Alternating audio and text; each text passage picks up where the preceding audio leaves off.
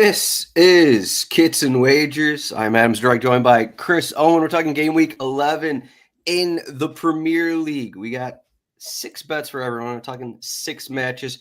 Chris, welcome in. We're back after only posting our bets on Twitter last week. Chris, you don't have a tan. You're in Bermuda, but happy Friday. Thanks. No tan. Did spend a considerable amount of time outside and in the sun, but somehow did not come away with a tan. I did have a nice time though. Sounds like you're feeling a little bit better from last week. Hopefully you've rallied here, and we had to give out some bets. I was giving out beach bets. You were giving out sick bed bets, I guess. Unfortunately, it did not work out for you. Your sick bets didn't work out for you. Here are the records. If you're watching on YouTube or Twitter, make sure to give a like on this video if you're watching. Also, subscribe to the channel. Also, always helpful for us. But here are the records. Chris has a losing record, but he's still up money. He's had a lot of plus bets this season, and he has a few more plus bets going in this week. I think he's got a tasty plus 170 bet that we're looking at. But rotowire.com/soccer. Check out all of our content. I got a betting article up right now. You can check that out. There's 4 bets in there. There's also on our YouTube channel, I got corners bets. My corners bets are 15-8 on the season. That one is up on the channel. But we are talking 6 specific matches. The first one Chris is talking about. We got Brentford, our home, against Bournemouth. Brentford plus 150 to win. Bournemouth plus 170. Bournemouth coming off a massive Manchester City win, and Brentford coming off a a loss against Fulham, in which they allowed 2 kind of crazy Harry Wilson goals in stoppage time at Fulham on Monday. So a couple different mentalities going into this one, but we got Thomas Frank at home. What do you think, Chris? Yeah, interesting matchup here. I feel like I'll be talking a little bit later on about the Newcastle and Nottingham Forest match, but I feel like 2 kind of differing games here between those 2. One where I expect goals and one where I don't really expect a whole lot of attacking play. You mentioned it, but yeah, kind of heartbreaking fashion for Brentford on Monday against Fulham. Harry Wilson gets that kind of like the craziest flick on with his, I think it was his left foot, where it just I don't know if it was a back heel, kind of like a flick where it gets up and over the keeper and just nestles in. If that couldn't get any worse, then they have the second goal in the 7th minute of stoppage time. And it was just heartbreak hotel there for Brentford. But you mentioned Bournemouth just in great form right now, just coming away with 2 huge victories. Arsenal and Man City, they're just a spicy team. It feels like now you got to tune in to see who they're playing every week, just to see if they can kind of spring an upset. This feels like 2 pretty evenly matched teams here. I went back and forth on this one. This one's a tough game to bet.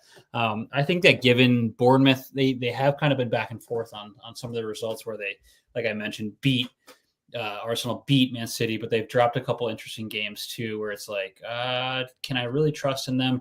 They lost to Leicester City I guess that would have been early October, 1-0 at Leicester City. Did take a point from Aston Villa too after the Arsenal match. So they've gotten good results against good teams. I think they can continue it here. They are going to be traveling to Brentford here. So I'm going to take Bournemouth double chance. So that's a win or tie. And then over 2.5 at it's plus 120 is what I have. Couple the 2.5, my thought process here is there's going to be goals. They both can kind of conceded a lot of goals this season, especially Brentford. They've been giving up kind of goals left and right. And so I expect this game to see a fair few of those. Brentford, Wolverhampton's given up 27 goals, Ipswich 21. There's Brentford in 3rd place in terms of Bournemouth to take a point at least. Yeah, Brentford. They were headed for, I think it was their first clean sheet of the season at Fulham last week, and then those 2 goals happened. Looking at their numbers, I don't believe they actually have a clean sheet this season, so that kind of backs up your bet over 2.5 goals. It kind of feels like just both these teams a little bit, they almost, especially Bournemouth, they just kind of play to the level of competition Like they have these massive home wins against Arsenal and Man City, and then you're mentioning some of the losses that they have. That loss against Leicester City, that win against Southampton, where they scored 3 goals in the first half and didn't really do anything after that. They just converted a few chances early. They came back from 2-0 down against Everton, came back with those 3 late goals. So they've had all these times where they play teams lower in the table than them, and they kind of look the same as the games against the bigger teams there. So I think that part is interesting. Brentford at home here.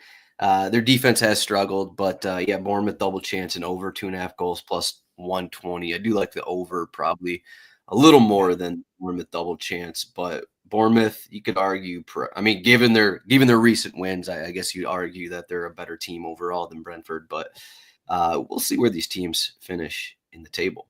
The next game, we are talking about West Ham are home against Everton. West Ham are plus 120. Everton are plus 235 to win. The draw is plus 245.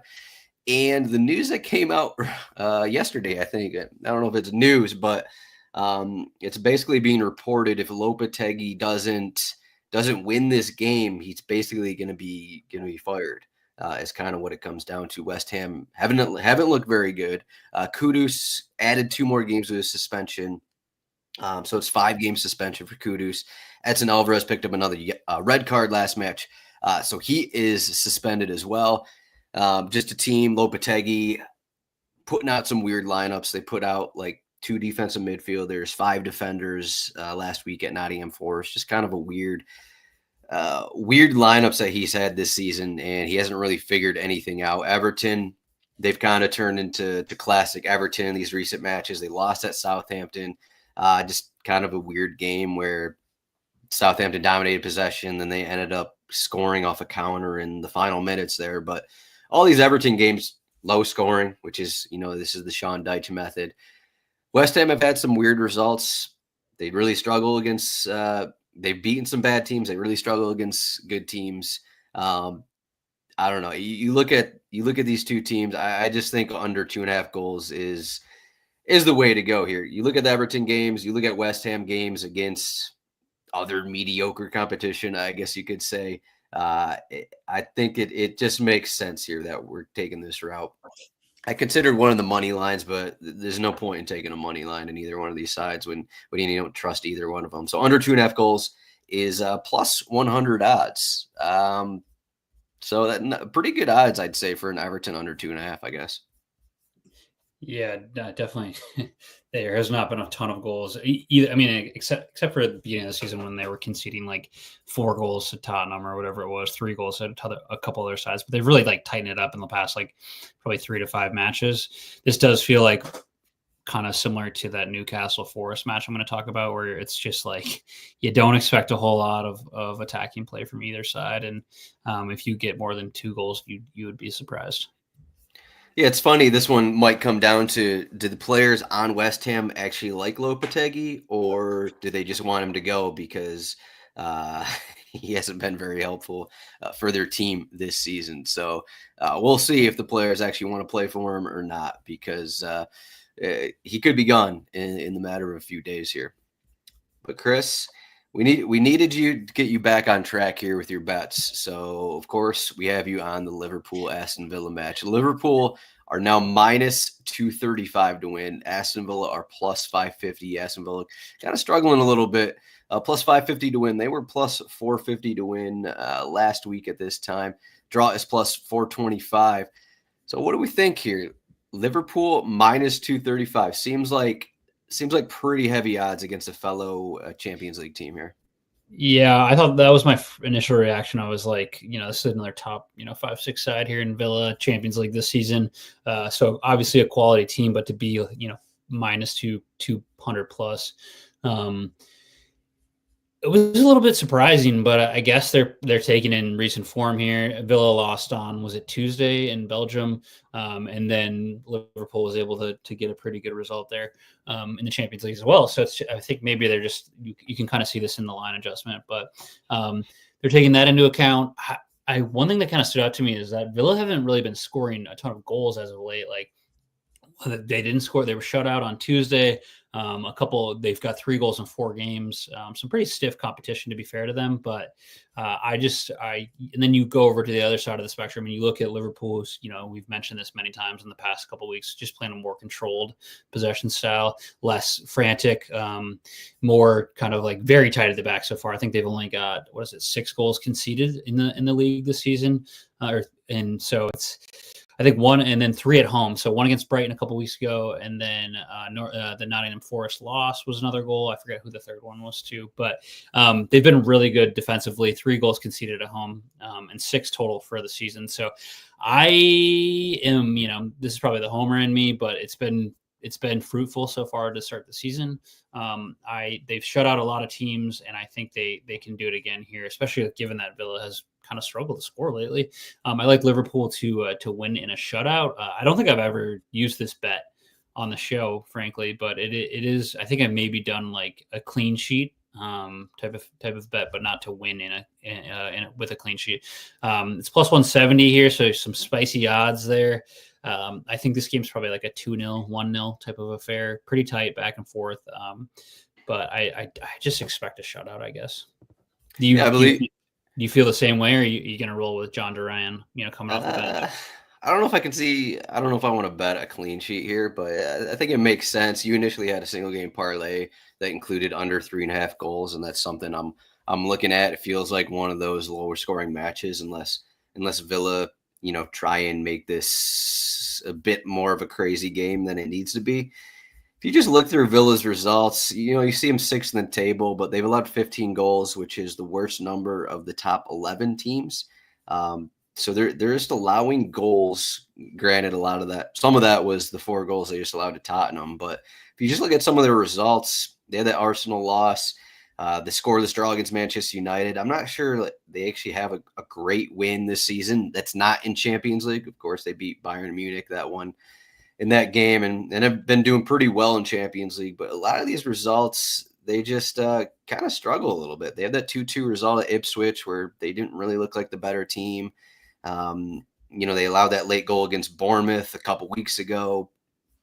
Then that recent result against Tottenham. There's just all these results that I'm not sure they're probably deeper, and you think they'd be better than they were last season, but it just really hasn't come to fruition, I guess is what you could say. So I do like the side here of Liverpool. They're playing at home. They're arguably in the best form of any team in the league right now. So Liverpool money line with a clean sheet, plus 170 odds. Yeah, I like it though. I like it. Maybe I'm not going to bet clean sheet because I'm scared to bet against Duran, but I do like the Liverpool side here.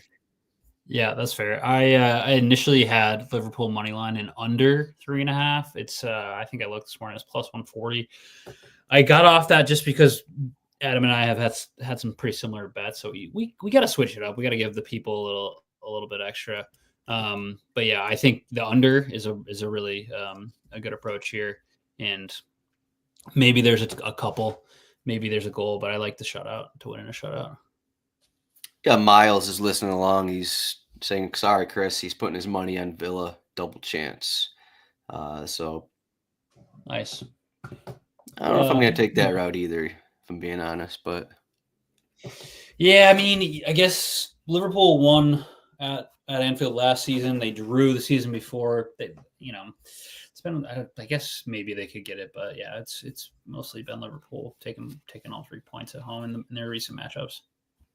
Yeah, the funny thing is we're looking at the odds for the next game we're talking about, Manchester United, Leicester City. The odds are almost similar here for this Manchester United match. Manchester United are almost as big of are slightly bigger favorite than Liverpool are, and they're playing Leicester City. Manchester United just beat Leicester 5-2 in the League Cup a week ago. Granted, there's some rotation in those, but Manchester United minus 270.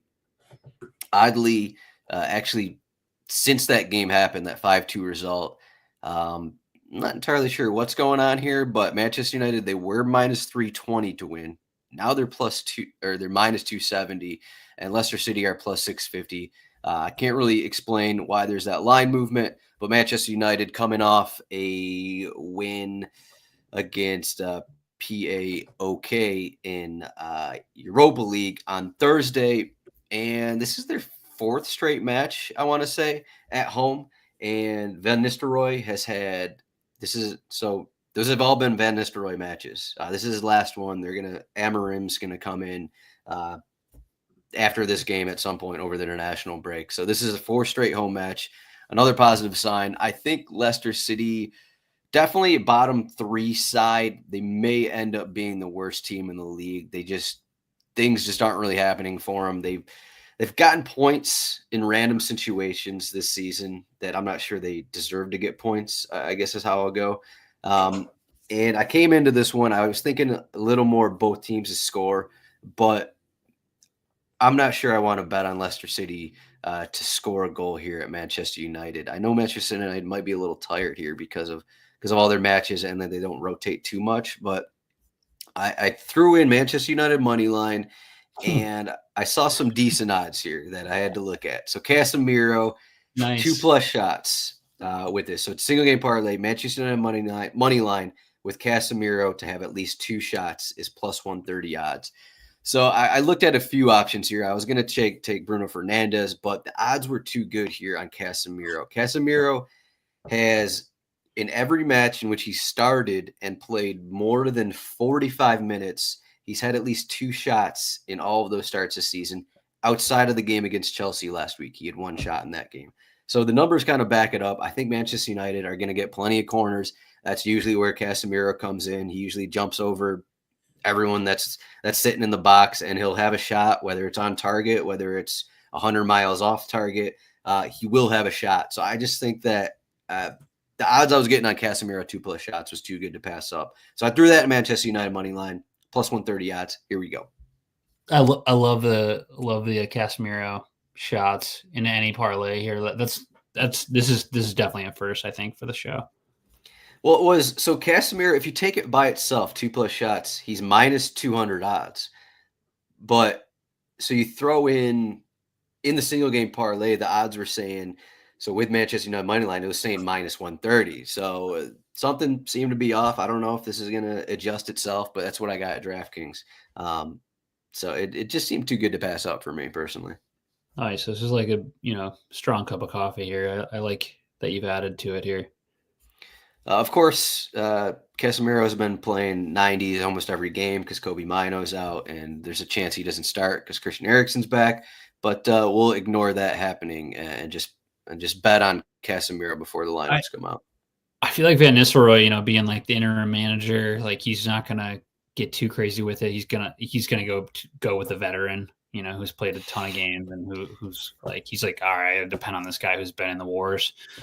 So I mean, not that Christian Eriksen also hasn't, but like he's looking for some, who's also like played a boatload of games. But I just think like he wants his kind of defensive holding midfielder to be in there rather than Eriksen, who's traditionally been much more of an attacking midfielder. So I think he stays. But yeah, I love the Van Nistelrooy bump here we're getting on Man United. Got some guys like definitely fighting for their places here before the new manager comes in. Yeah. Chris's final game, his favorite game of the weekend that he's brought up a couple of times here. Nottingham Forest. Oh, we're down to a pick'em. This is now it's essentially a pick'em. Yeah. All right, plus 170 for both teams to win. The draw is plus 220. And usually when you have that, it usually means a low-scoring game because no one wants to bet on either side to win. They're going to bet on a 1-1 draw, a 0-0 draw, something like that. So what do you got in this one? Caught to the chase. I got under 2.5 here. You outlined the reasons why. Under 2.5, it's minus 115. I mean, Newcastle. This feels like a 1-1 draw written all over it, or like a 1-0 for somebody. It's just neither team scoring a ton of goals. The Forest have been really good this season. They're third in the table. I don't think anybody saw that coming through 10 matches. Newcastle on the other side of it, kind of just like battling to find themselves, which is probably something we expected a little bit. But if you really like, I wanted to get the under 2.5 out there right away because I think there's some ways to make this a lot more spicy. There is the 1-1 exact score. It's plus 400. I just like kind of feel it in my bones that this might be a 1-1 game.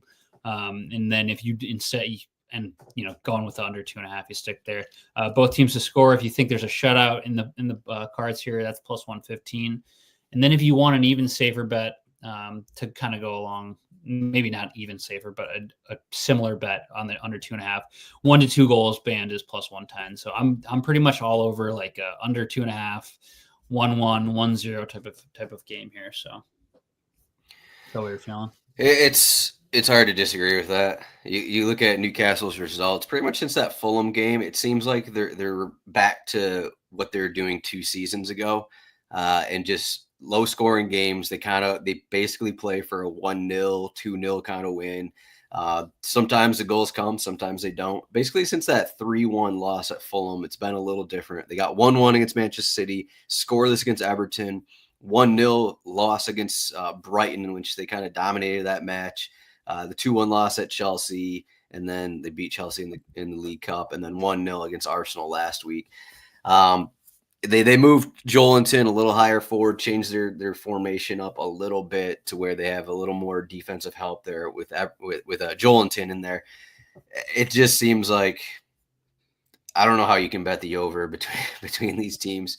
I wrote about this match. This exact bet is in my article. I will reveal that to the people here before checking that out. But I was looking at some XG, and Chris Wood has 8 goals on the season, and his XG is at like 5. And they've scored 5 goals. 5 of their 14 goals as a team have been scored from outside the box this season, second to only Manchester City. Like, is that going to continue happening? I don't think so. Is kind of what it comes down to. It just feels like it's like you said, 1-1, 1-0 either side. It just seems inevitable that that's going to happen here, or score the straw, I guess you could say too. Yeah, Chris, he scores when he wants. Wood, he's just been electric this season. What game was it the other day where I was like, oh man, I got to check the score, and I was like, sure enough, Chris Wood, 1 goal. It was the West Ham game. Yeah, it's like, geez, man. And then Aina scored that awesome goal last weekend, I think, too. So, yeah, I think everyone's surprised, A, that they're in the top 4, and then B, expecting them to drop off at any point. Yeah, I've struggled a bit on these Nottingham Forest matches, betting on them just because they are playing above their XG, and they are scoring all these goals from outside the box. But we'll see. It just doesn't feel like a 2-2 kind of game. So let's just hope it's not 2-1. I guess we'll say that. But what many say is the biggest match of the weekend. Chelsea are home as an underdog. Chelsea are plus 170. Home against Arsenal. Arsenal are plus 150 to win. The draw is plus 240. The odds are somewhat surprising here. Arsenal still dealing with some injuries here. Apparently, Declan Rice broke his toe. Apparently, he's going to try and play through it. He did not play on Wednesday for Arsenal. Odegaard did. I think he came off the bench for like a. Yeah, he came off the bench, played a few minutes in that one, so he's back. We'll see if he's ready to start. So there's still some injury things going on there. Chelsea, not really any injury things going on, but is Palmer good to go? That's right. Cole Palmer, he might not be good to go. I guess he might not be good to go. Maybe the best player in the league right now. Him and Salah in Holland. Holland, I don't know. I don't know if Holland's on that list right now, but. Anyways, what do we know about Cole Palmer? He is. We didn't really get a great update from Enzo, but he's apparently getting better. Hopefully they can have a session with him at least on Saturday before they make a decision. So that's kind of where it's at. We'll see. I think. So here's my bet here. Single game parlay, Chelsea double chance, under 3.5 goals, plus 130. If Palmer doesn't play, maybe I'm a little worried about that double chance, but that under 3.5 goals right there is looking a lot better if Palmer doesn't play.